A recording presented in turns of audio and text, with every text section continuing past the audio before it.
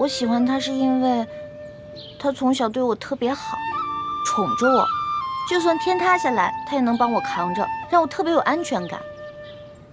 但是朱哥哥一心想着光复大明，对我跟他自己的要求特别高，就跟我爹似的，让我觉得特别没趣。我知道，我看得出来。可是从小爹跟各位师长就一直告诉我呢是朱哥哥的未婚妻，是将来大明的太子妃。这个称呼就好像是我这辈子最大的责任似的。其实我特别讨厌这种感觉，我不敢说，我又不敢反对。直到我遇上了龙小弟。虽然他是皇上，有的时候我看到他会觉得特别畏惧，可大部分的时候我跟他在一起都会觉得特别开心。他是皇上，但是他有的时候很可怜，我心里想保护他，想照顾他，想对他好。我知道我这样的想法不对，可是我根本控制不住。其实我也一样，我明知道不应该喜欢大师兄，不该对他好，可我还是控制不住我自己。雪姐姐，你说我该怎么办啊？情之一字，最是无解。我也同样苦恼，同样不知该如何是好。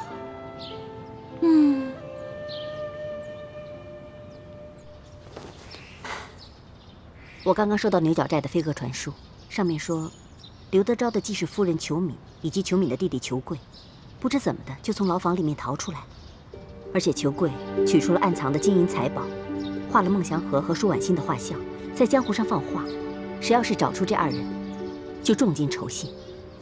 此事太子已经跟我说过，这都是索额图在背后安排的。这江湖上的三教九流，贪图重赏，必定会纷纷出动，寻找孟祥和跟舒婉心。如果真让他们找到了，那倾城就危险了。岂止是倾城有危险，恐怕这太子和奕欢就都暴露了。那为今之计，只有派人先杀了裘贵，以绝后患。我去吧。裘贵跟他那些手下，在我眼里就是小菜一碟。姐姐的武功的确很高，天下无敌。但是姐姐，你不熟悉山西那边的情况，而且你不认识裘贵，所以还是我去吧。好，那就有劳雪衣居士，你辛苦一趟。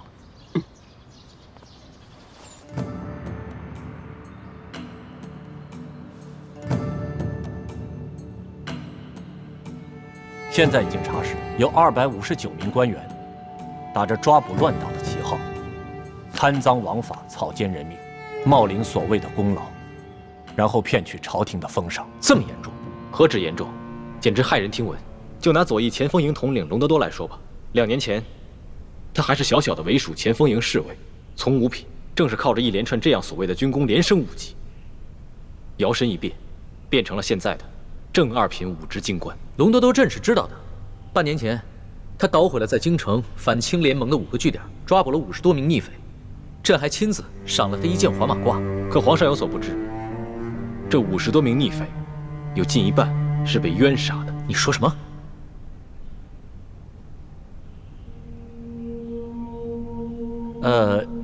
这些被冤杀的人，都是些遭受了旱灾水涝的一些逃难的灾民，还有一些是在当地被地方的官员逼得进京城告御状的一些老百姓。既然这些人是被冤枉的，朝廷也派出了监斩的人，为什么他们不喊冤呢？龙德多为了坐实所谓的军功，在这些死囚上刑场前，都给他们灌下了哑药，让他们有冤难诉。真该死！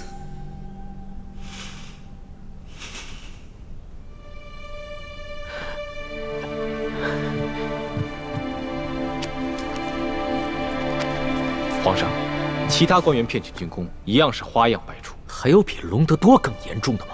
有，京城护军参领阿必齐。阿必齐，他府上挂的那个国之栋梁的牌匾，还是朕亲笔给他题的字呢。这阿必齐用的和龙德多是相似的手法，一路累计军功，从一个小的不能再小的城门吏，平步青云，如今已官拜3品。他冤杀了多少人？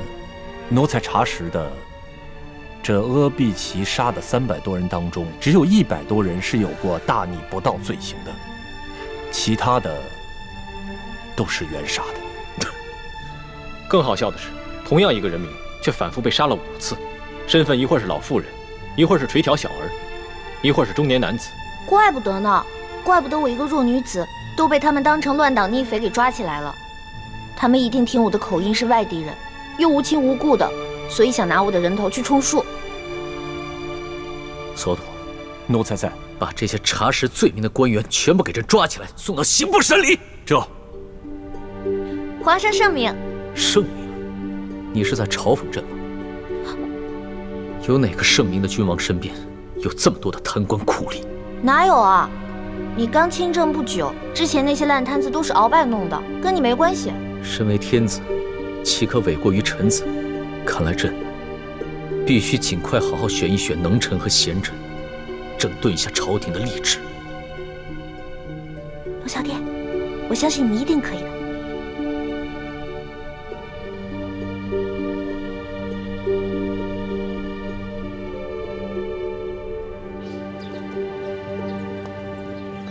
朱哥哥，你都瘦了，下巴都尖了。你呀，总算知道关心我了。其实是雪姐姐先发现的。朱哥哥，我总是习惯了你对我的呵护，却很少主动关心你。小丫头，干嘛跟我说这些？我知道你现在心里一定很难受。其实我也不好受，可是我也不知道为什么，我也不知道自己该怎么办才好。欢梅，你别说了，我明白你的心，我不怨你，我只恨我自己无能。朱哥哥，你千万别这样说，你越这样说，我心里越内疚。欢梅，我们从小青梅竹马一起长大，我们对彼此都太熟悉了，这对于我们的感情来说，既是好事，也是坏事。而康熙对你来说，就是一个琢磨不定的诱惑，所以你对他充满了幻想。欢梅，要不要跟我打个赌？什么赌？赌康熙能不能说到做到？我赌他不能。康熙他是个皇帝，而且他最讨厌那些贪官酷吏了，他一定能够说到做到的。好，那咱们这就赌上了。赌注是什么？100两银子还是1000两银子？我不跟你赌钱，我赌你的心。如果你输了，我相信你对康熙的幻想也就破灭了，你也不会再被他所迷惑。到时候，你乖乖跟我一起光复大明，做我未来的太子妃。那如果你输了呢？如果我输了，那连我也会对康熙服气。到时候，无论你做什么，我也认了。好。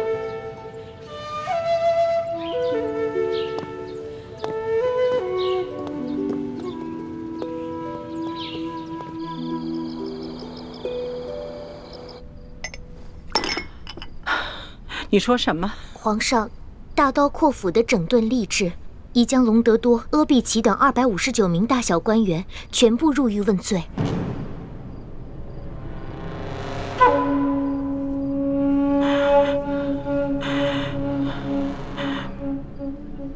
不可以，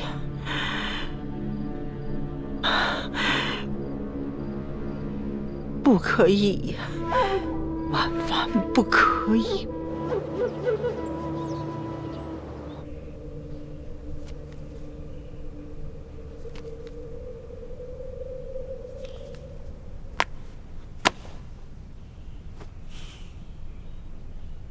索图，奴才在。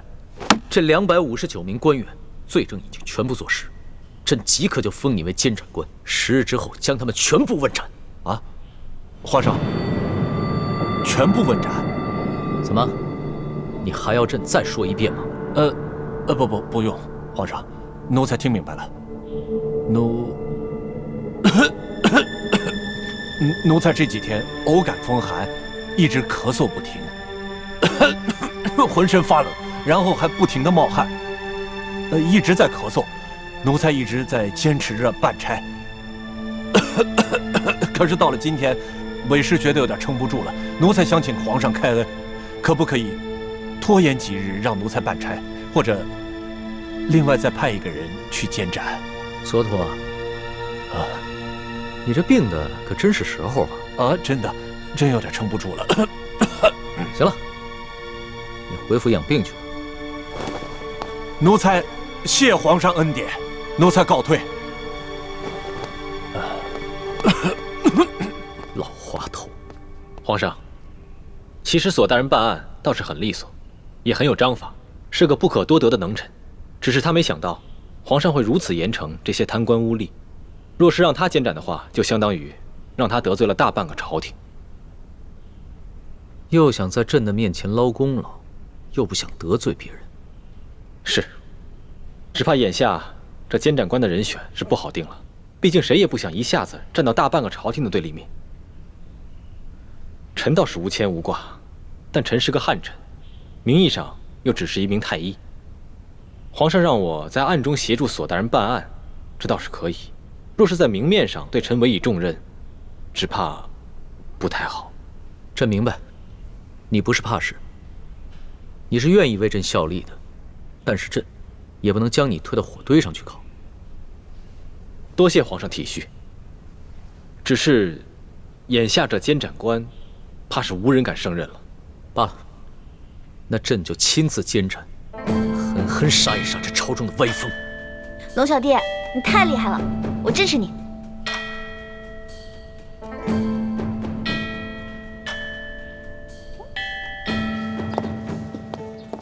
哼，朱哥哥，怎么样？我都说了吧，康熙是个好皇帝，是个励精图治的好皇帝。现在就下结论，未免太早了吧？如果康熙真的有魄力，把这259个贪官酷吏的头都给砍了，那我就认输。好啊，那就再等时日看看。好。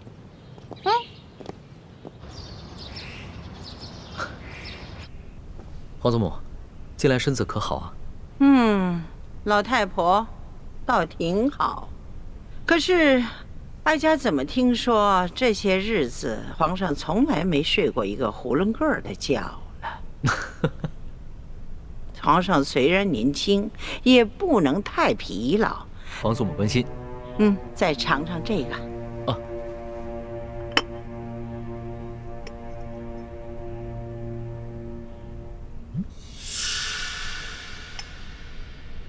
其味如何？皇祖母，这杯参茶，汤色清澈，可是药味就没那么浓了，提神的效果也没那么好。是啊，水至清则无鱼嘛，浑水养鱼呀。皇祖母，您老人家似乎话里有话呀。是啊，哀家是有话要跟皇上说。听说皇上一怒之下，将259个大小官都拿下问斩了。是，皇祖母，这些人啊，贪赃枉法、草菅人命，都死有余辜。他们的所作所为啊，哀家也知晓。皇上要砍他们的脑袋，也是不为过。甚至有些人，你可以株连他9族。以儆效尤吧。皇祖母，其实呢，孙儿一次性要砍这么多贪官的脑袋，孙儿的心里啊也是有些不安的。多谢皇祖母的支持，孙儿这样就可以放手施为了。哀家呢，自然要为皇上仔细的打算，全力的支持皇上啊。只是哀家老喽。说上10句话，皇上未必能耐心地听上1句呀。孙儿听出来了，皇祖母是在埋怨孙儿自作主张吧？皇祖母，咱们祖孙心连着心，你要是有什么话，就直说好了。皇上可知道，那左翼前锋统领隆德多的娘家是谁吗？知道。这隆德多的祖母和皇祖母是堂姐妹，皇祖母可是要给隆德多求情，饶他一命。哀家为他求情，并不是为了亲情。皇上，你要知道，你擒拿鳌拜，为什么被鳌拜收买的那些守军没有异动？为什么鳌拜私下集训的那些亲兵没有起事？难道这件事情和隆德多有关？隆德多实际上是哀家安插在鳌拜身边的一颗棋子。他为了取得鳌拜的信任，大肆的诛杀对抗朝廷之人。这些人有的是该杀，有的是错杀，可这也是不得已而为之啊。在你擒拿鳌拜之时，隆德多他借口清查乱党，在京城实行了宵禁，让鳌拜的叛军无法出动啊，这才让你在宫中擒拿住了这个鳌拜呀。皇祖母，这些事情您为什么不早点跟孙儿说啊？皇上，你虽然年轻，但是呢，你许多事情很有主见，未必会赞成哀家的某些手段，所以哀家呢就隐瞒了。好吧，那就算隆德多将功折罪，夺取爵位，革职为民吧。多谢皇上给哀家这老脸，那就恕哀家倚老卖老，要多向皇上讨几个人情了。皇祖母请说。皇上知道这朝堂的背后可是盘根错节呀，牵一而动十，牵十而动百。你还太年轻，而皇祖母已经经历了3代的兴衰呀。皇祖母不得不为你想得周全一些。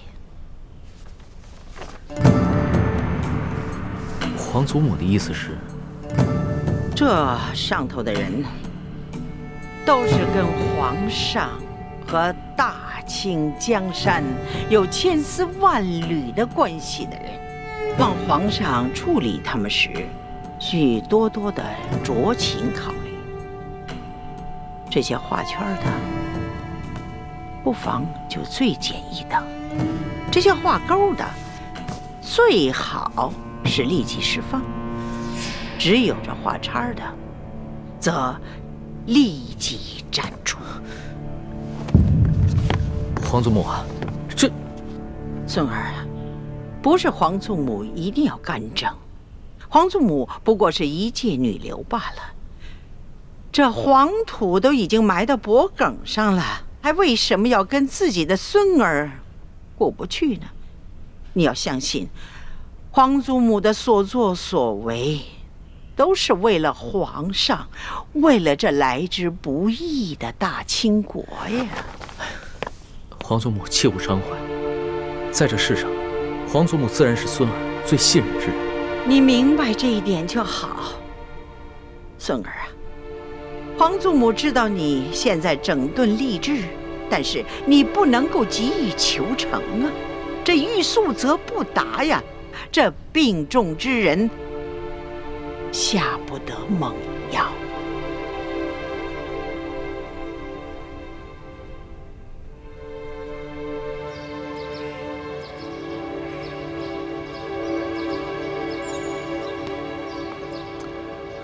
朱哥哥，咱们等了好几天了，也没见那个内奸露面。还不是你上次打草惊蛇了？你呀，总是不听我话。我们先回宫吧，估计不会来了。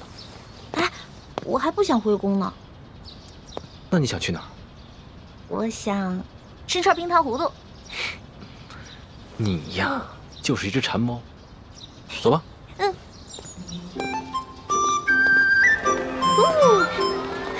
你慢一点，别转晕了。你要吗？不给。哎，这。早就说啊，来这个地儿试一下。看看，不错吧？今天这天还真不错。是啊，我介绍的地方能错吗？哎，你这鸟的品种不错啊，我可是花大价钱买来的。哎呦，是吗？哎，我告诉你们，我还知道一家别回头小店，那里的姑娘弹的一手好琴，那小曲儿唱的，哎呀，可了不得。是吗？是啊，这跟你们说，心痒痒的。哎，这样下次看看呀，我来做东。哎，猪哥哥，那不是隆德多吗？难道我眼花了？你没看错，为首那个是隆德多，跟在他身后的那个是阿比奇。怎么可能呢？他们现在不是应该在天牢吗？3天以后就问斩了。很明显，事情出现了变故。环美，看来你赌输了。不可能，一定是他们向索额图行贿，所以索额图把他们放出来了。索额图不是要钱不要命的人，而且，就算他们私自被放出了天牢，怎么可能无缘无故大摇大摆地出现在这里？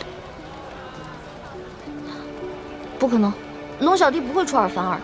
环美，别傻了。像隆德多、阿比奇这样的贵族子弟，就是爱新觉罗氏的鹰犬。就算这些鹰犬偶尔咬错了几只驯鹿野兔，那对他康熙来说，也不是什么大不了的事情。但是，一旦他失去这些效忠的鹰犬，那他的皇位就不稳了。不可能，龙小弟不会说话不算数的，他不会骗我的。环美，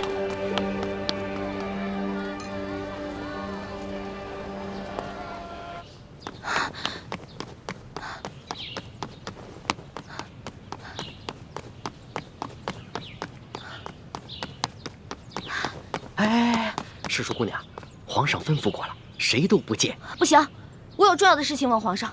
哎，龙小弟，师叔姑娘，您轻一点，皇上睡着了，别惊扰了圣驾。哎，师叔姑娘，小声点儿。龙小弟，皇上根本不是睡着了，他是喝醉了。啊！皇上喝醉了？哎呦，老奴该死，老奴该死啊！到底是怎么回事啊？我也不知道啊。这皇上一早啊，就写了一道圣旨，交给了索额图索大人，然后就把我们都赶出去了，说是要一个人静一静。我知道了，这儿交给我吧，你去给皇上端一碗醒酒汤来。好，好，好。哎呦，这皇上要真伤了龙体，我这罪过可就大了。哎呀，龙小弟，龙小弟，醒醒！老大，你来了，陪朕喝2杯。别喝了，你这以前不酗酒的，现在怎么了？什么都别问了，陪朕喝2杯吧。不许再喝了！看着我，我问你，阿比奇、隆德多是不是你下旨放他们的？你是皇上啊，你怎么能出尔反尔呢？天子的话，金口玉言，一言九鼎的。是啊，朕是皇上，应该金口玉言，一言九鼎的。你太让我失望了。老大，朕对自己也很失望。朕以为朕亲政了，就可以乾纲独断了，没想到。而且我就不明白了，你是皇上啊，你想做什么就做什么，而且你要杀的都是那些死有余辜的贪官污吏，既不违反大清律例，又顺应民心啊。老大，当皇上哪有那么简单啊？朕现在心里好难受，让朕抱一抱好不好？让朕抱抱。说话不算数，我再也不想理你了。哎，老大，老大，哎，起来。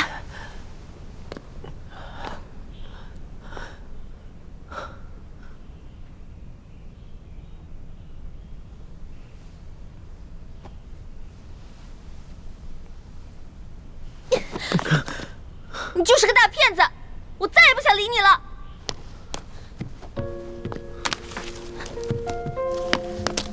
你还记得这把扇子吗？还记得上面的字吗？你曾经说过，你不会让你的耳朵变成摆设。可是如今我才知道，你不仅是一条装聋作哑、没脚没爪的龙，你根本就是一条虫。红尘的逞强，煎熬过你给的苍茫，用半世的真换一世的伤，奈何不了无言过往。如果真心总喜欢流浪，谁会陪我遥望夕阳？用痴心的苦换天真的想，思念比毒药更传唱。我不能和你在一起，相遇是最痛的别离。如果我不是我，你不是你，其实这就是我要的意思。你要记得曾经答应过我的那些话：消除贵族特权，革除积弊，整顿吏治，让全天下的老百姓都过上好日子。好，我答应你，这个利息我一定还。一言为定。一言为定。盖章。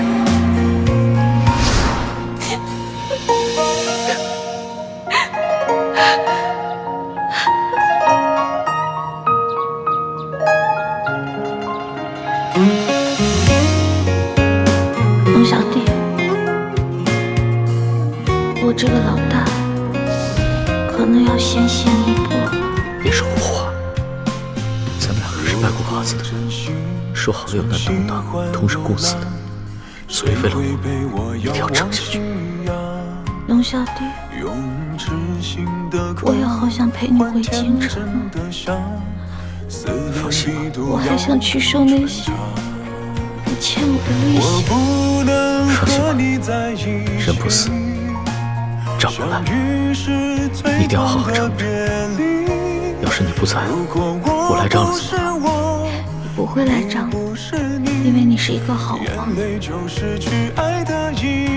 我之前说过，你是天底下最不该爱的人。可是我现在收回这句话，你真的很好。谢谢，谢谢你，老大。谢谢，所以一定要撑住。相遇是最痛的别离。如果我不是我，你不是你，眼泪就失去爱的意义。环妹，康熙他骗了我，康熙他骗了我。如果昨天可以重新定义，我依然愿意再次遇见你。如果昨天可以重新定义，我依然愿意再次遇见。朱哥哥，我输了。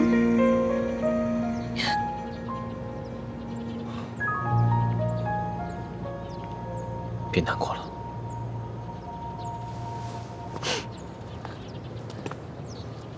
环美，我早就说过了，康熙在微服私访的时候，考虑的或许真的只有百姓。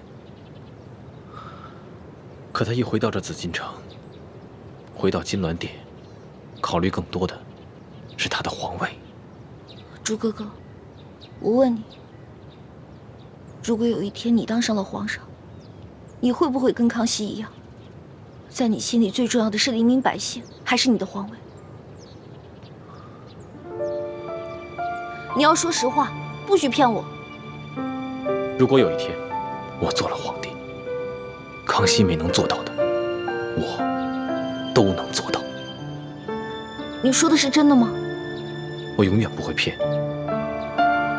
我跟康熙不一样，他从小生长在宫里，而我从小生长在民间。我对老百姓的感情和他对老百姓的感情是不一样的。我远比他了解民间的疾苦，朝廷的积弊。环美，如果有一天我骗了你，就让我天打雷劈，不得好死。我不用你发这些毒誓，我相信你，朱哥哥。最起码你没骗过我，不像康熙那样。我现在终于知道为什么师父跟爹要光复大明，扶你登基了。欢梅，你终于想明白了。我想明白了，而且通过这次山西微服私访，我也看明白了很多以前没有看明白的事情。像我们以前那样小打小闹，这里诛杀一个恶霸，那里铲除一个贪官，不过是图一时的快意恩仇，根本没有办法把老百姓从水深火热当中解救出来。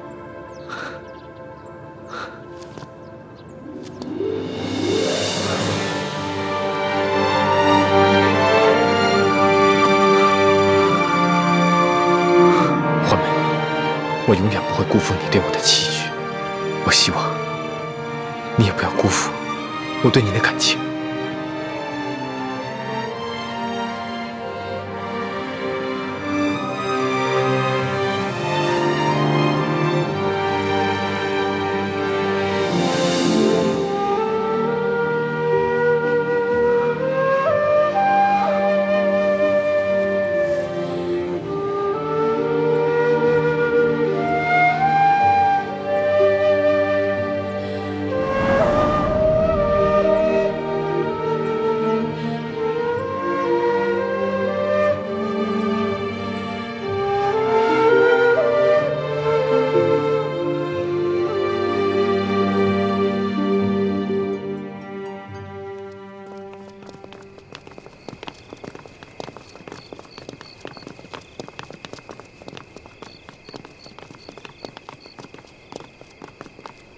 皇上吉祥。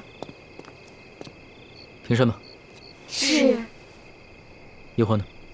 回皇上，诗书姑娘已经安歇了。你们先退下吧。是。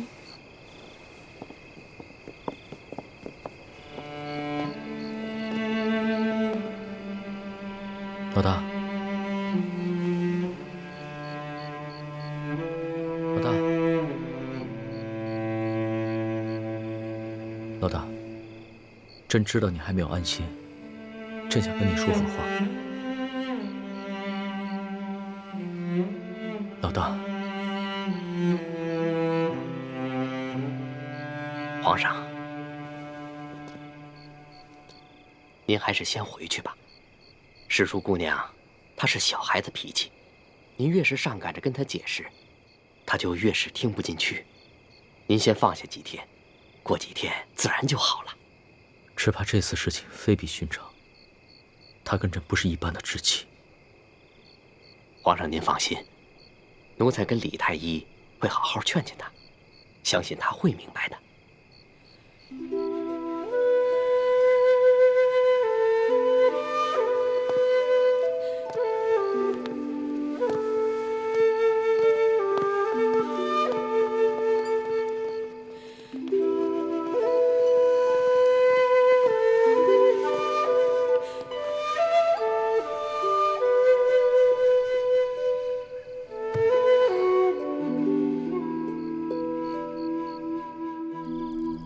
真没想到，康熙会临时改变主意。这样一来，你打算借机挑起清廷内乱的计划，怕是落空了。虽然计划落空，但欢妹及时醒悟了，也算是意外之喜。啊，那就恭喜大师兄了。这样一来，小师妹就能收回对康熙的心思，一心一意地对待你了。只怕这付出的感情，不是说收回就能收回的。但愿吧。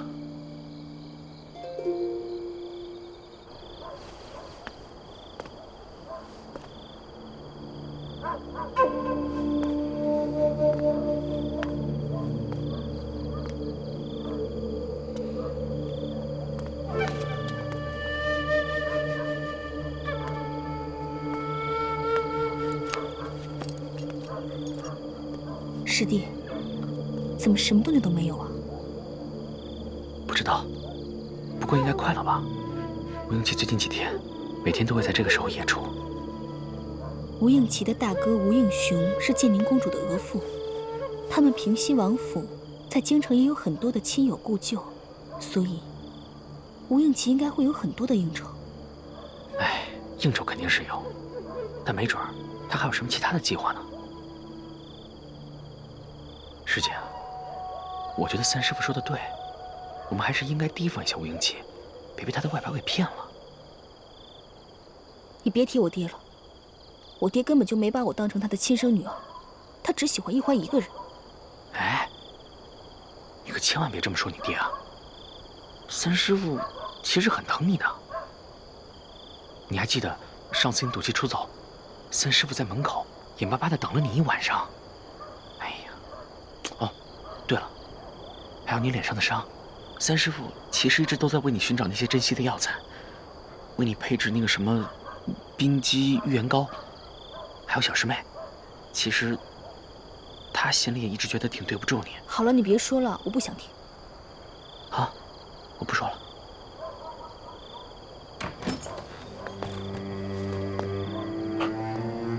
二公子，哎，师姐，吴应琪出来了。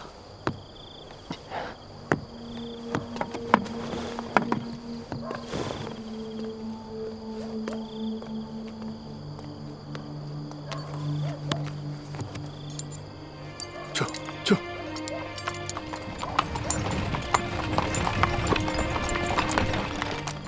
走，我们跟着他。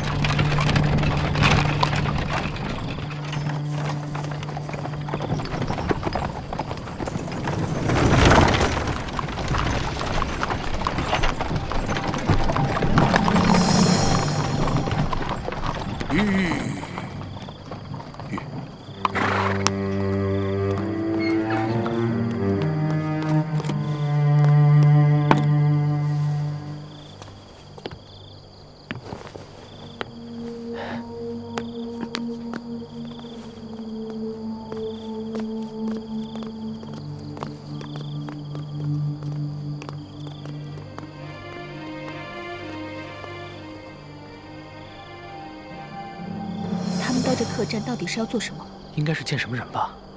师姐，你在这守着，我跟进去看一下。嗯。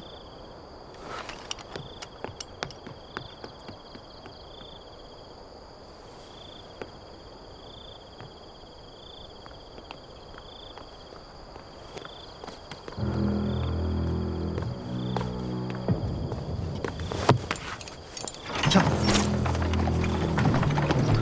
快跟上他们！师弟别急，只有石青红在马车上，吴允琪应该还在客栈里。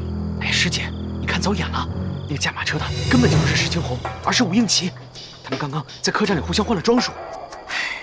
难怪石青红今天一直带着竹笠，我这居高临下的看不清他的脸。原来他们在玩障眼法。吴应琪如此小心谨慎，只能说明一点，他在干的肯定是一个见不得人的事儿，说不定真的跟金钥匙有关。走。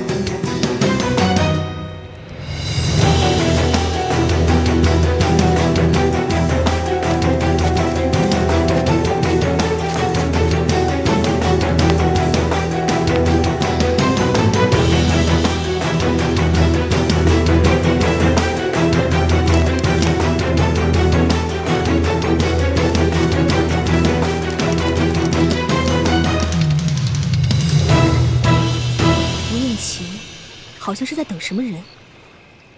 这么晚了，他肯定不是一个人来这里看风景的，必定是在等什么人。师弟，你看，湖中间有一艘大船。想不到吴应期行事竟然如此小心谨慎，居然将与人约见的地点定在了湖中心的大船上。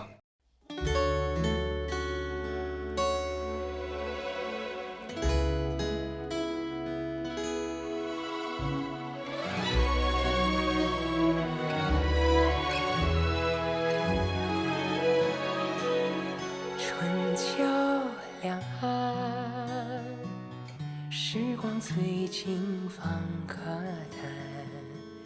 一生的愿，将心留于人世间。手握乾坤，仙风女子在云端。花开之间，留蝴蝶掌心清泉。天与地，开在眉间，谈千秋，万事还原，心中细流，回远方清泉，回首一生路漫漫。